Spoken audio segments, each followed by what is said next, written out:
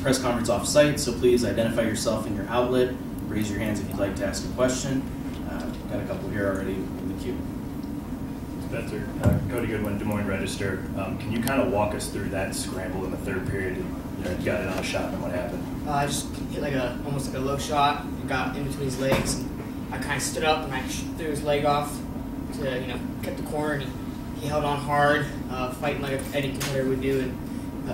And I just pulled his legs up and ran him over, and I got the danger zone points, and he I don't know, wasn't letting go, and I just sat on it hard and ended up getting full.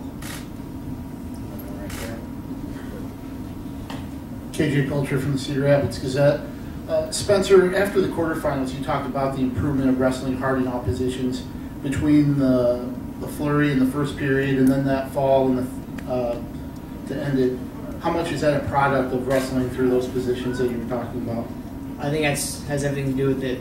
Just believing in yourself and your training and focusing on wrestling every position as hard as you can, because if you don't against an opponent as good as that one, he's going to capitalize on you, and I knew I had to step it up for today. Mike Finn for Win Magazine. Spencer, before you got the pin, though, it looked like you were in trouble, that you were falling back, but for some reason you were able to change momentum and actually pushed him back against the edge and circle around. Where did that come from? The coach was just telling you, Spencer, you got to wrestle. You have to wrestle. This is your match. You got you trained for this, and instead of backing out, almost taking an easy way out, the coaches were telling me you got to make it hard on not only yourself but your opponent, but mostly yourself. Because at the end of the day, you're really training for yourself. You're training, look in that mirror, and make sure you tell yourself, I did everything I could, be the best I could be. Go ahead. Jeff Upson, PA Power Wrestling. Spencer, you've been on a lot of big stages before in your life. How does this compare to that feeling of wrestling NATO in the semis? Well, like I said, he's an amazing opponent. We had nothing but respect for each other. So to be able to wrestle him in that big of a stage was, almost an honor for me. But to be that many fans screaming and yelling, whether it's against you or for you, it still excites you. It was a lot of fun. Time for about 2 more questions, guys. Chad Lice, Dakota, Des Moines Register.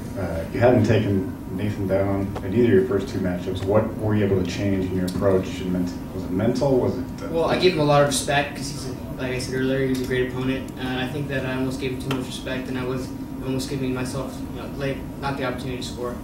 And I think the difference in this match was believing in my offense and knowing this is a stage where you can't really hold back and save anything you have. You got to use everything you got.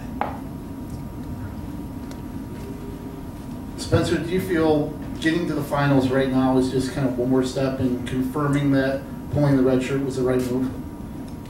Yeah, I mean, at this point, I don't think it really is a question. It's more of what can I do to better myself and help just represent my university the best I can.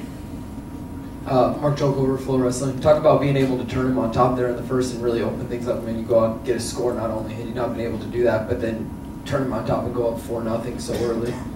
I believe the coaches were telling me put him down hard once you get takedown, and they believed in my opportunity, my ability to be able to turn him, and I believed in everything the coaches told me. I went out there and I just executed whatever I believed was the right thing to do in that situation.